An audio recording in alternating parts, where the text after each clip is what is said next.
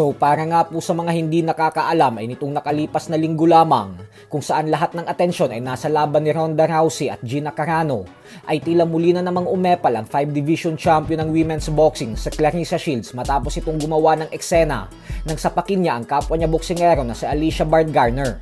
Nagkaroon ng maiinit na sagutan ng dalawa at matapos ang ilang segundo ay sinapak niya ito.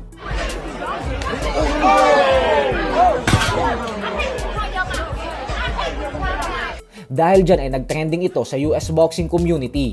Pero ang pagkakamali po dito ni Shields ay dahil hindi ito nagustuhan ng MVP Promotions. Kaya naman pinatawan siya ng lifetime ban ng MVP Promotions sa lahat ng boxing and MMA events nila. Napakalaking kawalan po nito para kay Shields dahil ang MVP Promotions ang siyang nagbibigay ng malalaking oportunidad para sa mga babaeng fighters upang mas lalo silang makilala at kumita ng malaking salapi. At dahil binan siya ng MVP ngayon, ay wala siyang magagawa kundi muling lumaban ulit sa maliliit na venue, habang ang mga babaeng fighters na hawak ng MVP ay sa Las Vegas na bumibida. Agad namang humingi ng tawad si Shields sa MVP Promotions at sinabing hindi daw siya ang nag-umpisa ng gulo.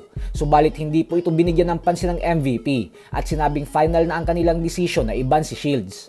May pagka-arogante kasi itong si Shields at madalas ay gusto nitong kunin ang atensyon sa mga bida at ganito ang kanyang ginawa sa laban ni Ronda Rousey noong linggo.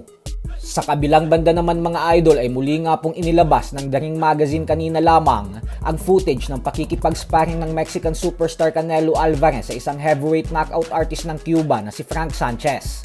May record itong 25 wins with 18 knockouts at isang talo lamang. May tangkad din na 6'4". Makikita natin ang laki ng diferensya ng dalawa sa isa't isa. At dahil dyan kaya naman bumanat ang mga fans na kung nakikipag-sparring naman pala si Canelo sa isang dekalibreng heavyweight knockout artist, ay bakit daw hindi na lang nito labanan si David Benavidez na di hamak umano na mas maliit naman kumpara kay Sanchez. Pero kinumpirma na po mismo ng trainer ni Canelo na si Eddie Reynoso na dati daw sana ay may tsansa pa na maglaban si Canelo at Benavidez. Pero dahil umano umakyat na si Benavidez ng cruiserweight division, kaya hindi na sila pwedeng magtuos. Kasalanan din naman umano ni Benavidez kung bakit hindi nangyari ang laban kasi umalis daw ito ng 168-pound super middleweight division.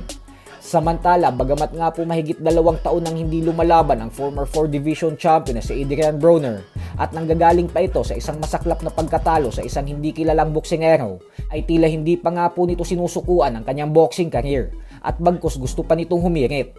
Ayon kay Broner ay hindi pa daw siya tapos sa pagboboxing dahil ang target niya daw ngayon ay maging isang ganap na world champion ulit bago siya tuluyang magretiro. Hindi niya naman umano tina-target na maging unified o undisputed champion. Basta ang gusto niya lang daw ay makasungkit pa ng isang titulo bago magpaalam sa boxing. So hanggang dito na lang po muna tayo mga idol. Sports Talk PH